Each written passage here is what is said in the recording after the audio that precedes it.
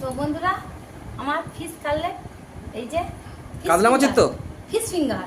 হ্যাঁ তো ফিশ কাতলা মাছের ফিশ ফিঙ্গার। হ্যাঁ কাতলা মাছের ফিশ ফিঙ্গার আমার রেডি।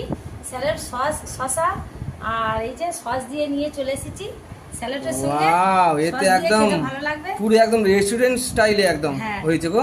ফিশ ফিঙ্গার গুলো কেমন দেখতে হয়েছে দেখুন। খুব সুন্দর হয়েছে, খুব সুন্দর, বিউটিফুল হ্যাঁ বিউটিফুল একদম।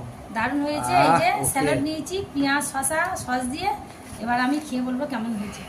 বন্ধুদের দেখাই ওয়াও এই যে সুন্দর হয়েছে। আমি ডবল কোট করে নিয়েছি। ওকে, মাছটা একদম। ভিতরে রয়েছে।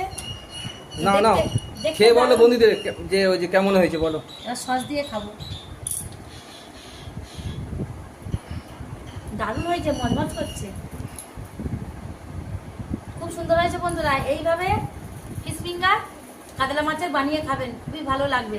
কেমন টেস্টি বলো, খেতে কেমন হয়েছে? খুবই মুচমুচে tasty খাস্তা হয়েছে। খুবই টেস্টি হয়েছে, মুচমুচে। পুরো দোকানের স্টাইল হয় না? হ্যাঁ একদম দোকানের স্টাইলে। ভালো রেস্টুরেন্টে গেলে এত সুন্দর পাওয়া যাবে না। এবার আমাদের বড় বলো জামাই তুমি খেয়ে বলো কেমন হয়েছে বলো। সস দিয়ে খাও। সয় দিয়ে খাচ্ছি, খুব সুন্দর হয়েছে। ঠিক আছে, সস নাও একটু। হ্যাঁ সসে চোয়াও, চুবিয়ে বলো যে কেমন লাগছে।